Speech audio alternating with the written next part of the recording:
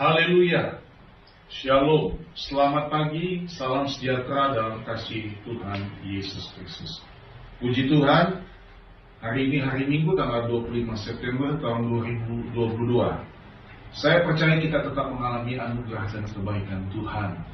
Bapak Ibu, saudara-saudari yang saya kasihi, yang menonton video khotbah ini dalam YouTube channel Maranatha Official, kita semua adalah anak-anak Tuhan yang mau hidup selalu setia, sungguh-sungguh di dalam Tuhan. Hari ini saya akan lanjutkan khotbah bagian yang ketiga atau bagian yang terakhir, diciptakan untuk melayani Tuhan. Kembali kita akan membuka kitab Mazmur pasal 139. Kita akan membaca sisa ayat yang selanjutnya sampai ayat 24. Kita akan memulai Mazmur kembali 139 ayat 13, kita lebih dulu baca sampai ayat 24. Ada berkat Tuhan, berkat rohani yang pasti Tuhan siapkan, sediakan bagi kita yang mengasihi Tuhan. Amin. Menjadi bekal kekuatan rohani dalam hidup kita, untuk kita mengarungi dunia yang semakin hari menuju kepada kehancuran. Bapak Ibu, tetaplah kita setia di dalam Tuhan. Mari kita membuka Mazmur 139 mulai ayat 13. Kita akan membaca, saya akan baca bagi kita semua sampai ayat yang ke-24. Sebab Engkaulah yang membentuk buah pinggangku, menenun aku dalam kandungan ibuku. Aku bersyukur kepadamu oleh karena kejadianku dahsyat dan ajaib. Ajaib apa yang kau buat, dan jiwaku benar-benar menyadarinya. Tulang-tulangku tidak terlindung bagimu, ketika aku dijadikan di tempat yang tersembunyi, dan aku direkam di bagian-bagian bumi yang paling bawah. Matamu melihat selagi aku bakal anak, dan dalam kitabmu semuanya tertulis. Hari-hari yang akan dibentuk sebelum ada satupun daripadanya. Dan bagiku betapa sulitnya pikiranmu ya Allah, betapa besar jumlahnya. Jika aku mau menghitungnya, itu lebih banyak daripada pasir. Apabila aku berhenti, masih saja aku bersama-sama Engkau.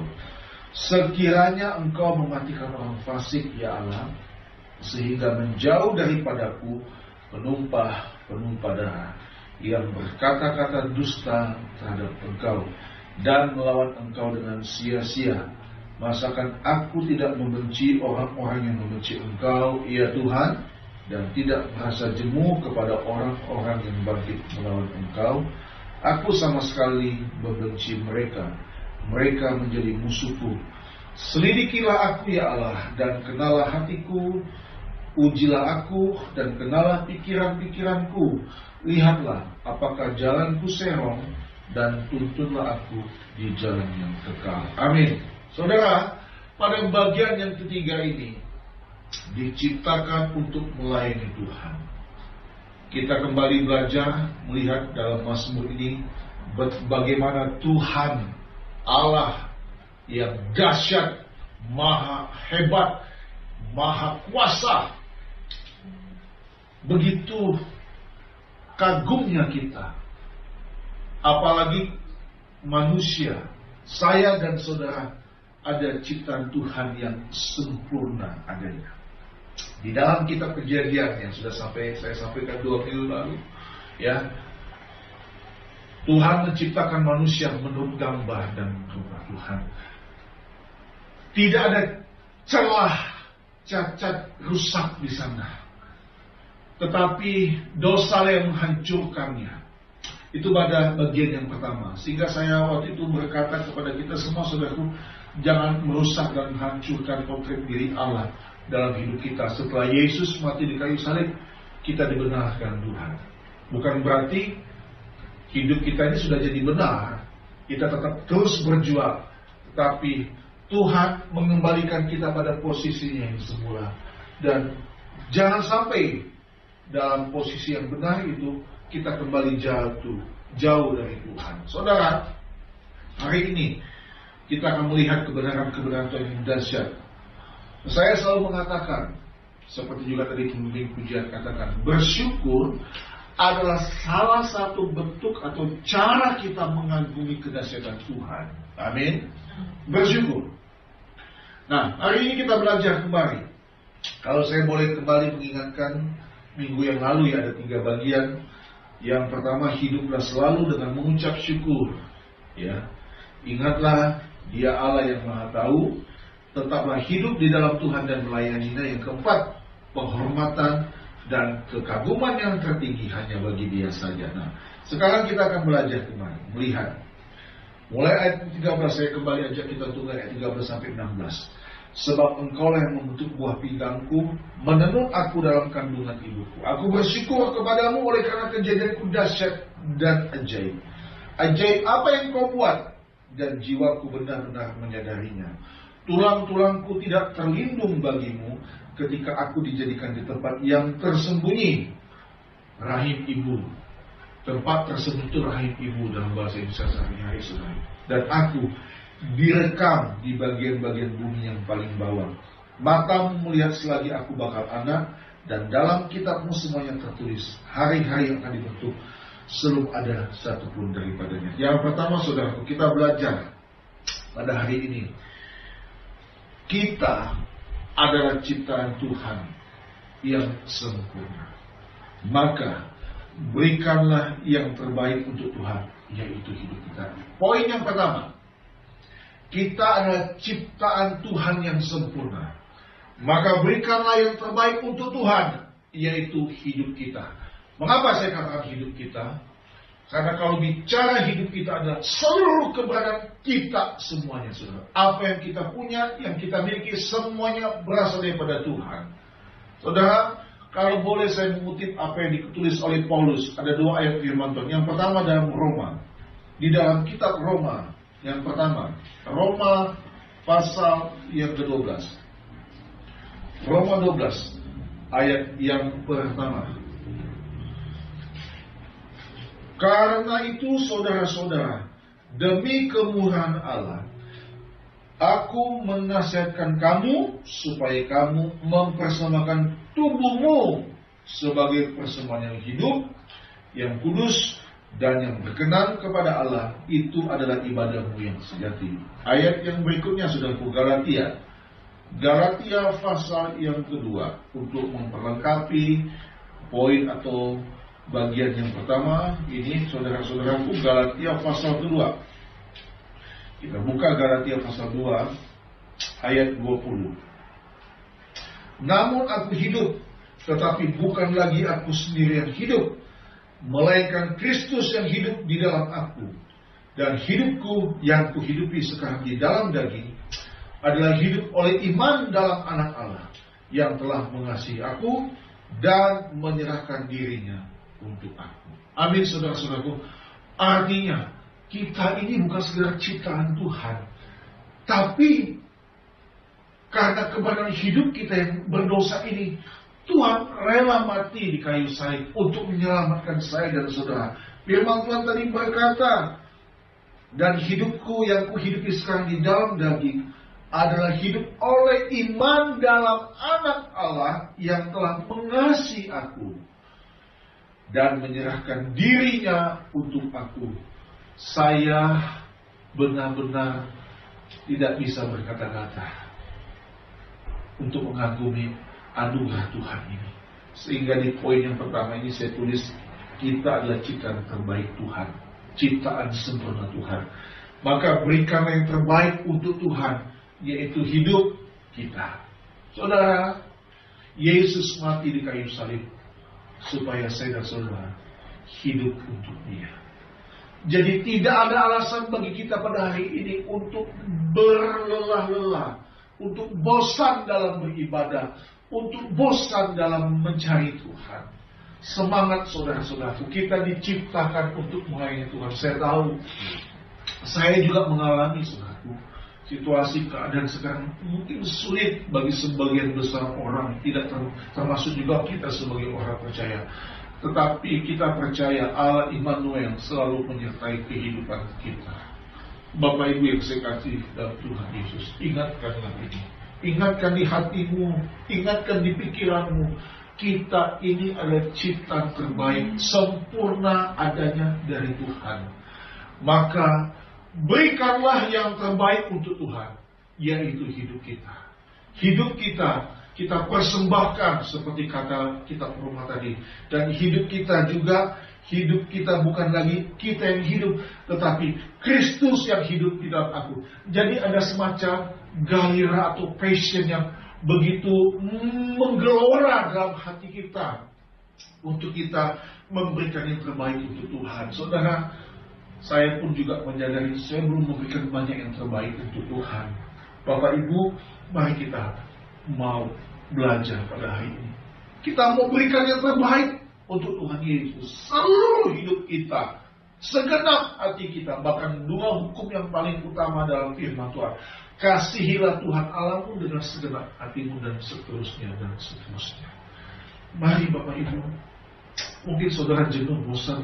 Terlalu banyak persoalan yang aku hadapi, pergumulan yang aku hadapi, beban yang begitu berat menindih hidupku. Hari ini, di tempat ini, melalui khotbah ini, saya mengingatkan kita semua, kalau kita adalah ciptaan Tuhan, maka sebenarnya saudaraku, Tuhan pun bertanggung jawab atas kehidupan kita. Amin, saudara-saudaraku. Ya, asal kita mengisi hidup kita juga yang terbaik untuk Tuhan. Saya ingin kita betul-betul memperbaiki hubungan kita dengan Tuhan. Nanti di bagian ketiga atau bagian terakhir poin ketiga, saya akan jelaskan kembali. Ini penting, saudara-saudara. Ada hubungan atau relasi yang harus disambung kembali dengan Tuhan. Karena kita ada ciptaan Tuhan yang terbaik. Semangat. Haleluya, saudara-saudara ya.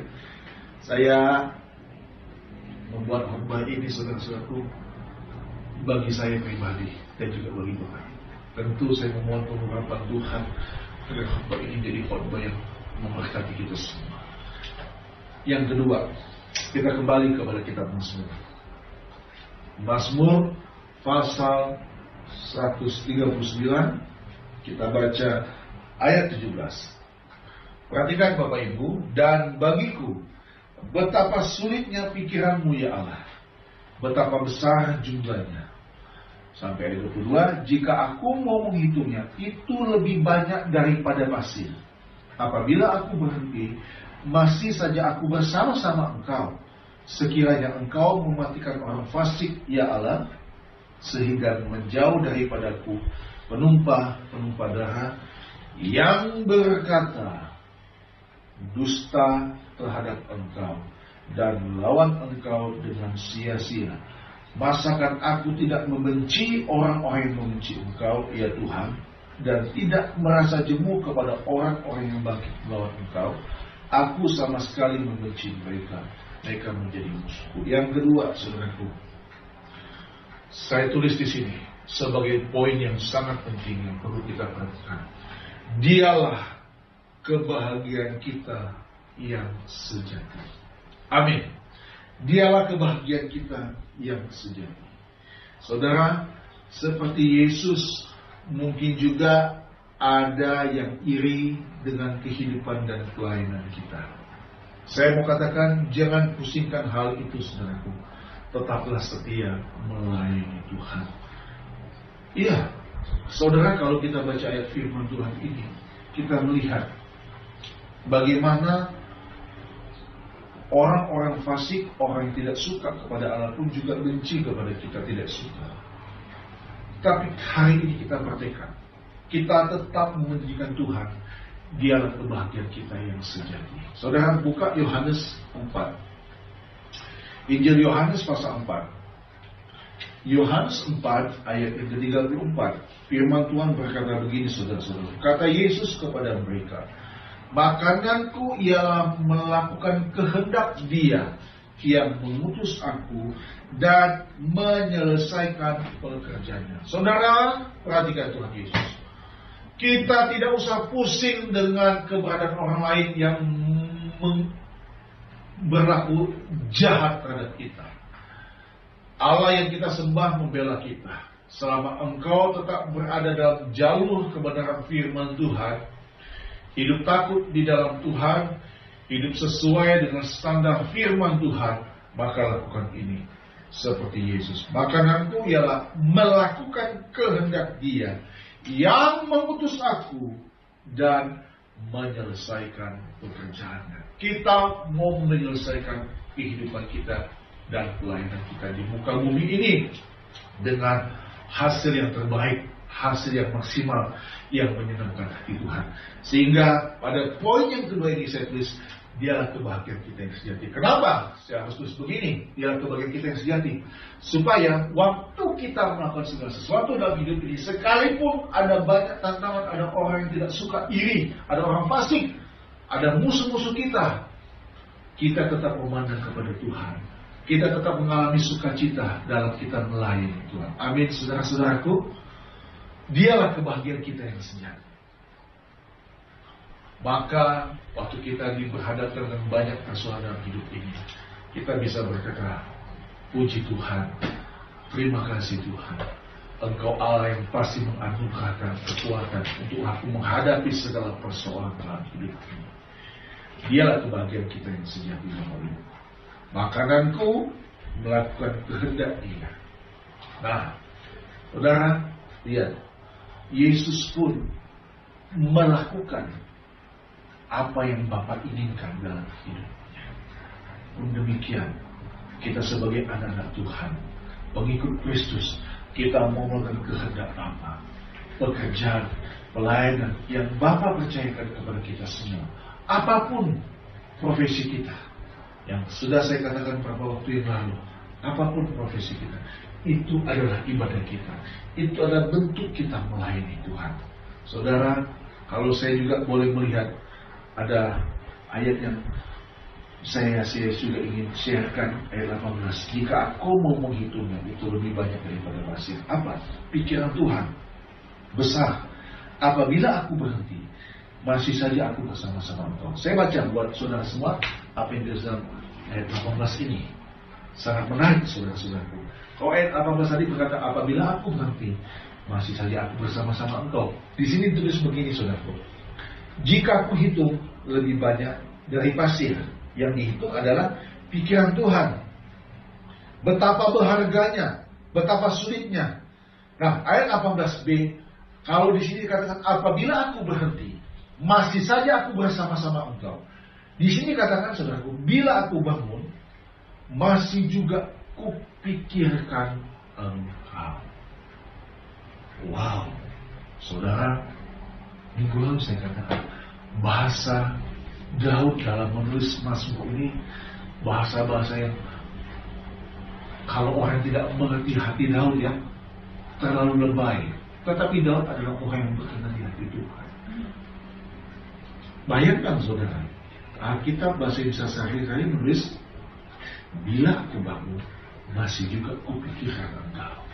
Saudara, siapa yang kita pikirkan dalam kehidupan ini? Itulah sebabnya saya tulis di sini. Dia kebahagiaan kita yang sejati. Waktu kita bangun, waktu kita beraktivitas, waktu kita mau beristirahat, semua aku lakukan untuk Tuhan. Memang kadang-kadang kita terbawa oleh arus pikiran yang macam-macam. Itu istilahnya distrak, saudara. Keadaan yang ada dalam dunia ini, yang ada di sekitar kita, bisa mengacaukan kita, bisa mengotori pikiran kita. Saya harus katakan ini dengan tegas. Banyak sampah-sampah dalam pikiran dan hati kita, saudara. Maka itu, saudara harus banyak belajar firman Tuhan. Saya pun, kita pun banyak baca firman Tuhan. Agar waktu kita bangun, yang kita pikirkan Allah. Waktu kita melangkah, yang kita pikirkan Allah. Kalau kita baca lagi Mazmur ini, saudara, yang ayat-ayat sebelumnya, yang minggu lalu saya sudah juga bacakan untuk kita semua. Contoh, ayat 8. Jika aku mendaki ke langit, Engkau di sana. Jika aku menaruh tempat tidurku di dunia orang mati, di situ pun Engkau. Jadi dimanapun Tuhan, Dia ada. Persoalannya, kita mikirin Tuhan enggak? Betul, ada tugas tanggung jawab dalam hidup ini, pekerjaan kita. Tetapi jangan sampai tugas tanggung jawab pekerjaan itu membuat kita melupakan Tuhan. Kita tidak lagi memikirkan Tuhan. Saya selalu mengingatkan orang terdekat saya, orang yang saya kasihi, untuk jangan lupa berdoa. untuk jangan lupa baca firman, dengarkan renungan, supaya pikiran kita ini selalu dipenuhi oleh kebaikan dan keanugeraan Tuhan. Amin, saudara-saudaraku. Jangan kalau kita lagi ada masalah, baru kita datang kepada Tuhan. Itu bukan orang Kristen dewasa, itu orang Kristen anak-anak namanya. Sudah berapa lama kita jadi orang Kristen? Sudah berapa lama kita jadi pengikut Kristus? Mari, dia kebahagiaan kita yang sejati. Haleluya. Yang ketiga, kita baca 2 ayat terakhir dari kitab Mazmur ini, saudara-saudaraku, ayat 23 dan 24. Selidikilah aku, ya Allah, dan kenalah hatiku. Ujilah aku dan kenalah pikiran-pikiranku. Lihatlah apakah jalanku serong, dan tuntunlah aku di jalan yang kekal. Saudara, tadi saya sudah berkata untuk poin yang pertama, hubungan dengan Tuhan. Yang ketiga ini, penyertaan Tuhan dan hubungan dengan Dia. Itu yang utama dalam melayani Tuhan. Bapak Ibu, di poin yang terakhir, pada bagian yang ketiga atau bagian terakhir ini, saya ingin sharekan ini kepada kita semua. Penyertaan Tuhan dan hubungan dengan Dia, itu yang utama dalam melayani Tuhan. Saudara, siapa yang kita layani? Kita harus tahu, Raja di atas segala raja. Kita harus beserta dengan Tuhan. Kita harus berdoa, minta pengurapan Tuhan, melayani pekerjaan Tuhan, dan melayani Tuhan. Itu 2 hal yang berbeda, saudara-saudara. 2 hal yang berbeda ini pun tetap kita memerlukan kerendahan hati dan saling mengintrospeksi diri kita. Apakah saya sudah memberikan yang terbaik buat Tuhan? Saudara, perhatikan. Untuk melengkapi ayat firman Tuhan ini, untuk poin yang ketiga ini, saya mau mengajak kita semua untuk melihat 2 Timotius.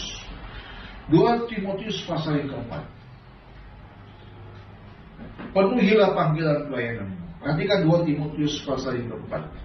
Di hadapan Allah dan Kristus Yesus yang akan menghakimi orang yang hidup dan yang mati, aku berpesan dengan sungguh-sungguh kepadamu demi kenyataannya dan demi kerajaan. Ayat kedua, beritakanlah firman, siap sedialah baik atau tidak baik waktunya. Nyatakanlah apa yang salah, tegurlah dan nasihatilah dengan segala kesabaran dan pengajaran. Ayat ketiga, karena akan datang waktunya, orang tidak dapat lagi menerima ajaran sehat, tetapi mereka akan mengumpulkan guru-guru menurut kehendaknya, untuk memuaskan keinginan telinganya. Ayat keempat, mereka akan memalingkan telinganya dari kebenaran dan membukanya bagi dongeng. Ayat kelima, tetapi kuasailah dirimu dalam segala hal, sabarlah menderita, lakukanlah pekerjaan pemberita Injil, dan tunaikanlah tugas pelayananmu. Saudara, yang ketiga, penyertaan Tuhan dan hubungan Dia. Paulus menasihatkan kepada anak rohaninya yang masih muda, yaitu Timotius, bahwa engkau harus menguasai dirimu dalam segala hal. Kalau engkau menderita, sabar. Lakukanlah pekerjaanmu sebagai pemberita Injil dan tunaikanlah tugas pelayanan. Saudara, saya selalu suka mengatakan adalah suatu kehormatan kalau kita bisa melayani Tuhan. Sekarang sebagai ciptaan Tuhan yang terbaik, yang sempurna adanya, dan hidup kita sudah dibayar lunas oleh kematian Yesus di kayu salib. Apakah Tuhan beserta kita? Apakah kita tetap terus berhubungan kuat dengan Tuhan? Hari ini, renungan firman Tuhan biar menjadi satu bekal rohani dalam kehidupan kita. Ayat yang terakhir, saudara-saudaraku, kitab Roma pasal 12. Kita akan membaca Roma pasal 12 ayat yang ke-11. Janganlah hendaknya kerajinanmu kendor, biarlah rohmu menyala-nyala dan layanilah Tuhan. Amin. Janganlah hendaknya kerajinanmu kendor, biarlah rohmu menyala-nyala dan layanilah Tuhan. Pada akhirnya nanti, saudara-saudaraku, Tuhan telah menyiapkan upah dan mahkota bagi setiap kita yang hidup mau melayaninya dengan tulus dan setia. Saudara, 3 poin hari ini. Kita adalah ciptaan Tuhan yang terbaik, maka berikan yang terbaik untuk Tuhan, yaitu hidup kita. Dialah kebahagiaan kita yang sejati. Dan yang ketiga, penyertaan Tuhan dan hubungan dengan Tuhan. Itu yang utama dalam melayani Tuhan. Menutup khotbah ini, untuk menutup juga judul diciptakan untuk melayani Tuhan. Saya berharap kerajinan kita di dalam Tuhan tidak pernah terbelah. Dimanapun engkau berada, ya, jangan kendor, ikatkan terus. Saya hanya bisa berkata, jangan lupakan Tuhan, carilah Tuhan, dan layani Dia sampai kita menutup mata. Tuhan Yesus memberkati kita dan menolong kita selalu, untuk kita hidup selalu setia dalam kasih Tuhan. Puji Tuhan, Tuhan memberkati kita semua. Haleluya. Terima kasih.